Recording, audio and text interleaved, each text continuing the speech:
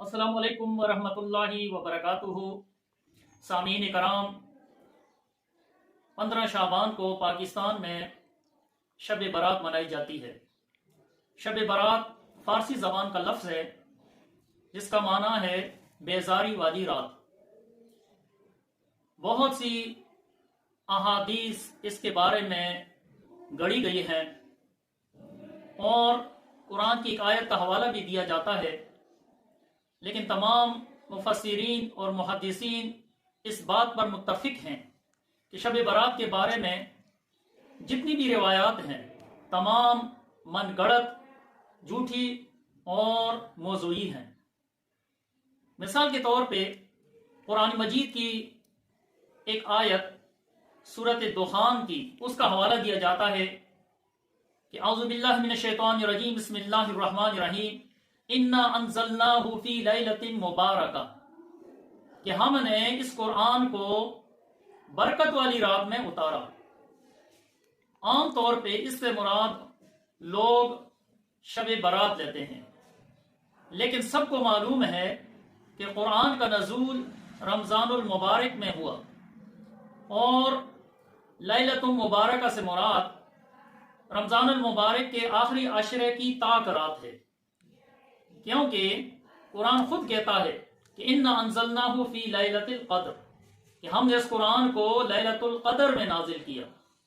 तो इस आयत से ये पता चला कि लैलतुल क़द्र ही लैलतुल मुबारका है।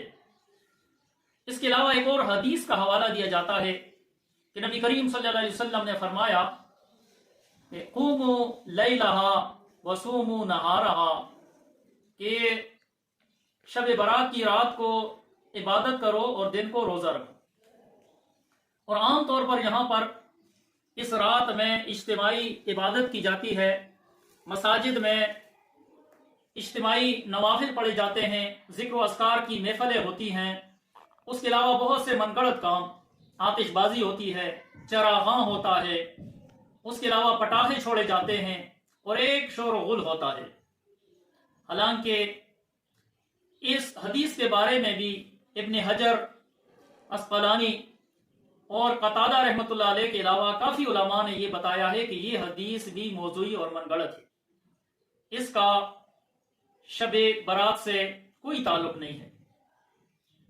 तो इसलिए रोजा जो है अयाम 20 के रोजे नबी करीम सल्लल्लाहु अलैहि वसल्लम रखते थे 13, 14 और 15 शाबान को।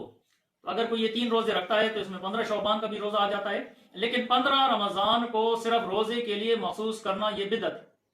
और बिदअत के बारे में नबी करीम सल्लल्लाहु अलैहि वसल्लम ने फरमाया कि कुल्लु बिदअतिन ज़लाला, हर बिदअत जो है ये गुमराही है।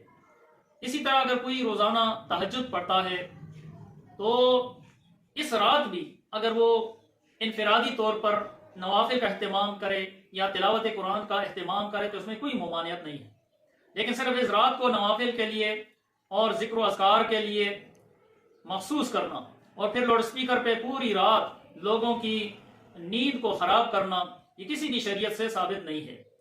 तो इसलिए हमें चाहिए कि हम कुरान और हदीस के मुताबिक अपना अकीदा बनाएं, वो अमल करें जो कुरान और हदीस से साबित हो, और जो कुरान और हदीस से साबित ना हो तो वो दीन नहीं है। तो दुआ है कि अल्लाह ताला हमें सही दीन पर चलने की तौफीक अता फरमाए। आमीन सुम्मा आमीन।